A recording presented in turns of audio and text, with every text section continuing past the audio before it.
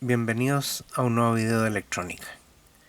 Lo que vamos a hacer hoy día va a ser un circuito que se puede utilizar para hacer una retroiluminación para un tester que no tenga justamente un sistema de retroiluminación como es este, o como podría ser incluso tester de mayor valor como este Unit T modelo UT61E.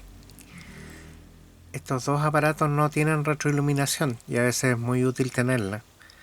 Ahora, el módulo que les voy a mostrar lo diseñé yo, y bueno, si les gustan este tipo de videos, los invito a poner una manito arriba, a suscribirse si no están suscritos al canal y a marcar la campanilla para que les lleguen los avisos cuando aparezcan nuevos videos. Yo sé que los aficionados siempre andamos buscando circuitos lo más sencillo posible para poder hacer alguna cosa rápida y que sea útil para nuestros hobbies. Incluso en el taller también es útil tener este tipo de circuito. Bueno, lo que tengo acá es una batería de 9 voltios y acá tengo un circuito hecho en un protoboard pequeño, protoboard o breadboard que también le llaman. Board es tablero y proto viene de prototipo, y breadboard viene de bread, pan, y board, tablero, o sea, un tablero para cortar pan. Esos son los términos que se utilizan mayormente para denominar estos circuitos. Bueno, cómo están internamente estos circuitos no es el caso que lo vayamos a ver ahora, pero yo sé que lo que les interesa a ustedes es ver cómo funciona esto. Así que lo vamos a conectar aquí y van a ver de que tiene dos LEDs que ya los vieron encenderse, pero esto tiene también una fotocelda, de manera que si yo cubro la fotocelda se prenden las luces. Y fíjense que no estoy totalmente en penumbra, aquí yo tengo una lámpara que me está dando luz y sin embargo este aparato está apagado. Solo cuando yo cubro la fotocelda se prende el LED. Bueno, esto es simple. Ahora les voy a mostrar el circuito. El circuito tiene, se los voy a dejar en pantalla, pero también se los voy a mostrar acá en papel. Bueno, el circuito básicamente es lo que estoy mostrando aquí en este momento. Es una fotocelda que se llama también LDR. Tengo un transistor de tipo NPN. Usé el BC547. Tengo dos LED blancos en serie. Tengo una resistencia de 10 kilos de un cuarto watt conectada en serie con el LDR. Y tengo una resistencia limitadora de corriente hacia la base de 4 K7, o sea 4700 ohmios. También tengo una resistencia de 390 ohmios aquí en serie con los LEDs. Bueno, esto lo vamos a desglosar en dos circuitos. Voy a mostrarle cómo funciona de aquí hacia acá y cómo funciona de aquí hacia acá. Así que veamos ahora el circuito que les voy a mostrar en pantalla, que viene a ser lo mismo, pero aquí muestro además la batería de 9 voltios conectada y un interruptor que podría ser el interruptor rotatorio que tienen los testers. Si ustedes ven el tester, tiene una posición off donde está apagado. Eso equivaldría al circuito del interruptor cuando está abierto. Pero en cualquiera de las otras posiciones donde uno lo pone, está encendido porque simplemente tiene que ir cambiando las escalas. De manera de que ahí pueden ver de que siempre se mantiene encendido cuando está en una posición diferente de la posición off. Eso también es válido, por supuesto, para el otro tester que tengo acá, en que voy a sacar un poquito el zoom para que se vea. si yo cambio el interruptor de la posición off, se enciende el aparato. Y eso es muy útil porque este circuito empieza a funcionar cuando está encendido, obviamente. Entonces, ¿cuál es la idea? La idea es que uno puede hacer un circuito de retroiluminación y poner esa fotocelda en la parte de atrás, de manera que cuando uno necesite retroiluminar, simplemente lo tapa con el dedo y esto debería iluminarse. Bueno, eso podría ser una alternativa. Ustedes dirán, bueno, pero ¿en cómo poner el dedo? Bueno, hay que pensar en lo siguiente. Cuando esté en penumbra y necesite realmente retroiluminación, no va a ser necesario poner el dedo porque simplemente por la oscuridad se va a activar el sistema. Yo lo que estoy haciendo es poner el dedo encima del circuito solo para simular de que está oscura. De manera de que no sería necesario ponerle el dedo detrás si está en un ambiente en que hay poca luminosidad. Así que vamos a ver ahora, ya se podrán imaginar cómo funciona esto entonces. Vamos a apagar aquí y les voy a mostrar otra cosa. Bueno, lo que tengo acá es un set de barras de silicona de las que se utilizan normalmente para hacer pegamento con pistolas de calor, en que uno introduce una varilla de estas por la parte posterior de la pistola y después con la pistola empieza, una vez que se calienta, a pegar cosas que pueden ser cartón, pueden ser madera, pueden ser otras cosas. Pero otra utilidad que podría tener esto es, como es de diámetro circular, podríamos cortarla y meter un diodo LED por cada lado, en este caso los diodos blancos, y al activarse esta barra se ilumina completa. De manera que eso podría dar una iluminación bastante homogénea al ponerla por detrás de la pantalla de un tester. Así que esa es la idea. Ahora, yo no lo voy a hacer, este aparato, no voy a modificar ningún tester, simplemente les estoy dando la idea y les voy a explicar cómo funciona este circuito. Pero ahí hay una idea lanzada que les puede servir para cuando necesiten agregar una retroiluminación a un instrumento cualquiera. Ahora, ¿por qué no lo voy a hacer? Porque simplemente cada tester es distinto y hay algunos testers que no es muy fácil ponerle retroiluminación porque la pantalla está cubierta por el circuito impreso. De manera que hay veces que no es posible hacerlo, o si es posible hay que desarmar mucho el tester para poder instalar este sistema. Pero les doy la idea, lo pueden hacer incluso poniendo solamente los LED sin necesidad de ponerle una barra de silicona. Voy a desglosar el circuito en dos partes, como les dije. Una primera parte va a ser la parte del transistor, que conecta una resistencia, dos diodos LED, el transistor y una resistencia limitadora de corriente que va a ser de 4.7 kilo ohm o 4700 ohmios. Bueno, ¿por qué funciona esto de esta forma? Primero, el transistor funciona como un interruptor. Voy a explicarles un poco por qué el transistor, si nosotros lo dibujamos acá, tiene tres terminales.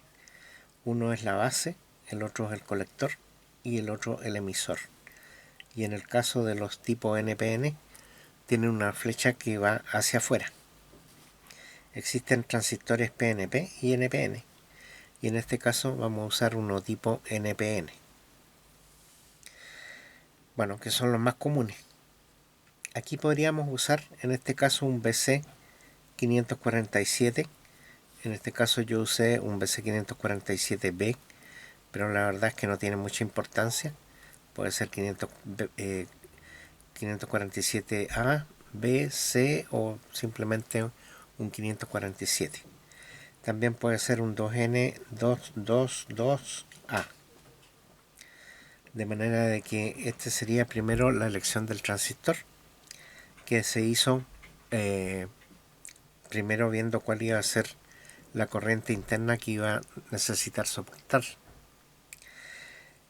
Para eso nosotros tuvimos que ver, como les decía yo, que el transistor se convierte prácticamente en un interruptor que está puesto de esta forma, donde la parte móvil del interruptor viene a ser la base, el terminal que está en esta parte de arriba sería el colector y el terminal que está en la parte de abajo sería el emisor.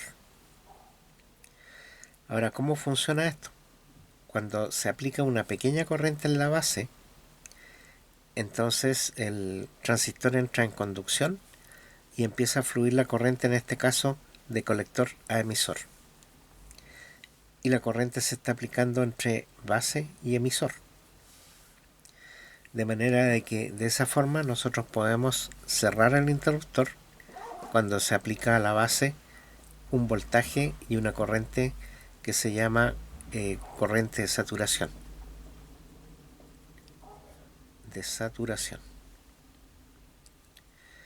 En ese caso el transistor funciona como un interruptor y deja pasar toda la corriente entre el colector y el emisor. Cuando el interruptor está en corte es cuando simplemente el interruptor está abierto.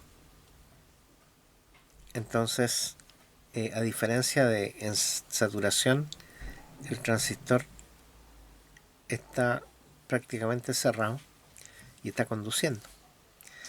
Pero cuando está en corte, corriente de corte, entonces el interruptor equivale a que estuviera abierto. Y de esa forma nosotros podemos usar un transistor como un interruptor. Bueno, en este caso nosotros vamos a tener una corriente entre colector y emisor que va a ser la misma que va a fluir por el circuito que tenemos aquí al lado. Vale decir que la corriente va a ser la que va a pasar por este circuito, que sería los 9 voltios, la resistencia, la conexión colector-emisor y después los dos diodos. Y esa corriente va a ser la misma en todas partes. Esta, si nosotros la marcamos como una I, la misma I va a pasar por todos estos circuitos. Ahora, ¿cómo vamos a determinar qué corriente es la que va a pasar por ahí? Bueno, nosotros esto lo podemos ver como si fueran resistencia. Vamos a tener la primera resistencia, que podría ser R1. Después tenemos la resistencia del transistor, de las conexiones colector-emisor. Y después podemos tener la resistencia del diodo LED 1 y del diodo LED 2. Cada uno de estos va a producir una caída de voltaje. Y partiendo de 9 voltios, el diodo de 1 y el diodo de 2 producen una caída de voltaje, en este caso, que son LED blancos y que los medí son de 2.6 voltios cada uno. Ahora, si nosotros suponemos de que la resistencia del transistor interna, cuando esto está conduciendo, tiende a 0, es casi 0, podemos decir de que caída de voltaje entre colector y emisor cuando esto conduce no hay. Y lo único que nos faltaría determinar es cuál es la resistencia que hay en este punto, que tiene que ser entonces la suma de voltaje tiene que ser igual al voltaje total. En este caso, si sumamos el voltaje de los dos diodos, tenemos 5.2 voltios. Y por ley de Ohm tenemos que voltaje es igual a la resistencia por la corriente. Entonces, si nosotros vemos cuál es la diferencia entre la suma de voltajes, tenemos que aquí estaría faltando el voltaje de caída que tiene la resistencia R1. Por lo tanto, tenemos voltaje total, que sería igual a 9 voltios, sería igual al voltaje en R1 más 0, que es el del transistor, más voltaje de D1 y voltaje de D2. Estos dos ya sabemos que son 5.2 voltios. Este voltaje total es 9, por lo tanto el voltaje de R1 sería la diferencia entre 9 y 5.2 voltios. O sea, sería 9 menos 5.2 sería igual al voltaje R1, que sería la caída de voltaje. Esa caída de voltaje, si nosotros la calculamos, son 3,8 voltios. Por lo tanto, en este punto habrían 3,8 voltios, que sería lo mismo que tendría que haber en este punto, 3,8 voltios de caída de voltaje. Entonces, ¿cómo vamos a calcular cuál es la resistencia? Que R1 por la ley de Ohm, simplemente tenemos que la resistencia es igual al voltaje partido por la corriente. Ahora, ¿cuánto va a ser la corriente que vamos a considerar? Generalmente los LED nosotros los consideramos como una corriente de 10 mA, y 10 mA son 0.01 amperios. ¿Por qué se consideran 10 mA? Porque generalmente los diodos LED funcionan entre 10 y 20 mA. Ahora, en el caso de los diodos LED blancos, pueden funcionar también hasta 30 mA, pero suele utilizarse el valor 10 mA. Por lo tanto, si nosotros ponemos el voltaje 3.8 dividido por 0.01, nos da 380 ohmios. ¿Y cuál es un valor comercial cercano a 380 ohmios? Son 390 ohmios, que es el valor que puse aquí. Ahora, en mi caso, yo no tenía resistencia de 390 ohmios, pero sí encontré entre mis cosas una resistencia de 350 y una de 47. De manera que sumado esto, nos da 397 ohmios, que está bastante cerca del valor que necesito, 390.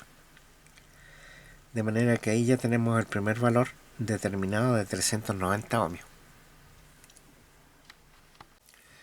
Bueno, ahora les voy a mostrar en pantalla hojas técnicas del transistor BC547B que utilicé yo.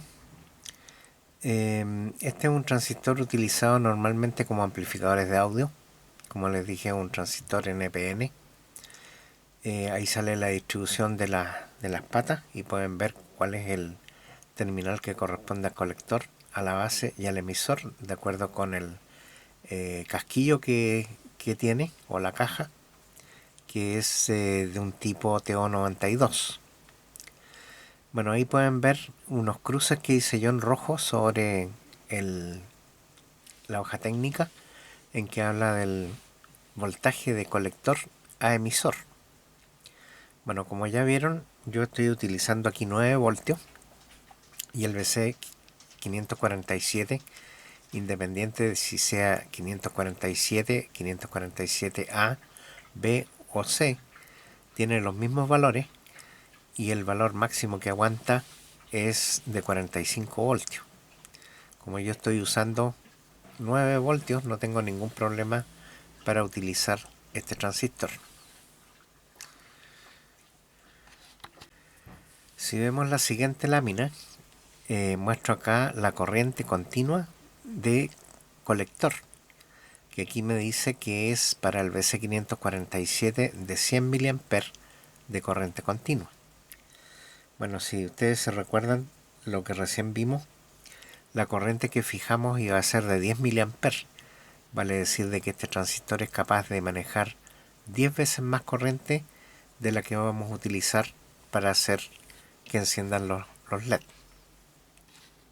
Ahora, si vemos la lámina siguiente, donde muestro el voltaje de emisor base, vemos que el BC547 maneja 6 voltios de corriente continua, de manera de que esos son los máximos voltajes.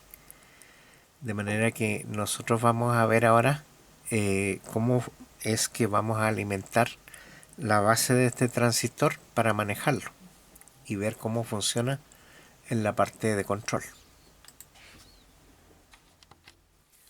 Bueno, cuando nosotros vemos la otra parte del circuito, vemos que tenemos una resistencia de 10 kilo ohm en serie con el LDR, que no es más que una resistencia variable, que varía con la cantidad de luz que recibe. Bueno, yo medí que en ambiente normal, cuando está recibiendo luz, en este caso la luminosidad que hay en la pieza donde yo me encuentro, y la resistencia aproximada es de 7,2 kilo ohm. Lo que hace de que, si ustedes ven, esto equivaldría a tener una resistencia de 10 kilos en serie con una de 7,2 kilos. Que esto hace un divisor de voltaje que prácticamente estaría haciendo que en este punto estuvieran llegando 4.5 voltios aproximadamente, suponiendo de que fueran los dos resistencias de 10 kilos. Está claro que esta resistencia es menor. Bueno, cuando el LDR se cubre con el dedo, yo le pongo el dedo encima, la resistencia del LDR llega a valores mayores de 20 kilo ohm. De manera de que en ese caso el mayor voltaje llegaría desde la resistencia que está conectada a los 9 voltios. Y, perdón, la resistencia del LDR, lo que hace que el voltaje sea mayor, y eso hace que se active la base del transistor, haciendo que conduzca y que prendan los LED. Bueno, y cuando llega una luminosidad directa a la resistencia, resistencia del LDR baja a valores menores de 300 ohmios, y en ese caso estaría con un voltaje tan bajo que simplemente no conduciría al transistor, y en ese caso se produce un corte y el transistor no conduce. Eso hace que se apague la luz. Bueno, esa es la forma como funciona. Aquí hay una resistencia de 4,7 kilo ohm, que es para limitar la corriente de base, de manera que no se vaya a destruir el transistor por una corriente excesiva que fluya hacia la base.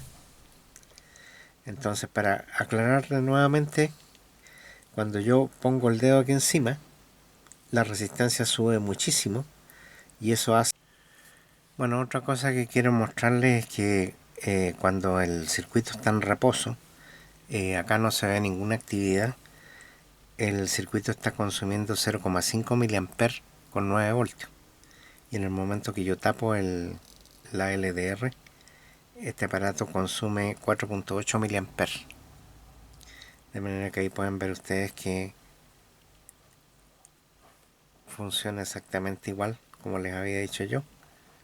Cuando se tapa el LDR, entonces el transistor conduce y de esa forma prende los LED. Cuando entra la luminosidad ambiente, entonces el transistor entra en corte y se apagan los LEDs.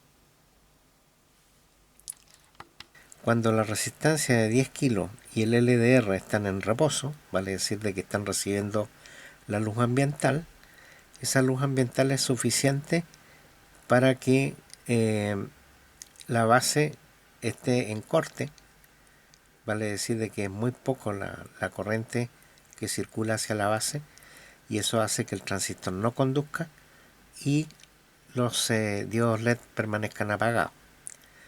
En cambio, cuando yo tapo el LDR, la resistencia aumenta, y al aumentar, entonces aumenta el voltaje que está llegando por acá, y eso hace que la base conduzca y se prendan los LED emitiendo luz. De manera que esa es la forma como está funcionando, y por eso el circuito que acabo de diseñar. Bueno, este video es corto, espero que les haya quedado claro cuál es el funcionamiento. Como les dije al inicio, si ustedes tienen algún comentario, pónganlo en los comentarios. Si les gustó este tipo de video, pongan una manito arriba. Indiquen también en los comentarios si les gustó el circuito. El circuito es súper sencillo. Y ¿qué más? Bueno, que activen la campanilla para que les lleguen avisos. Y les voy a poner acá también la lista de personas que contribuyen. Yo tengo 2 suscripciones, una a Patreon, PayPal, de manera que ahí pueden ustedes ver si quieren contribuir con algún dinero para justamente ayudar al canal. Eso, erogación es totalmente voluntaria. Aquí les pongo una lista de personas que hacen contribuciones por una vez o mensualmente. Y bueno, este es un video corto, así que espero que les haya gustado, y será hasta el próximo video.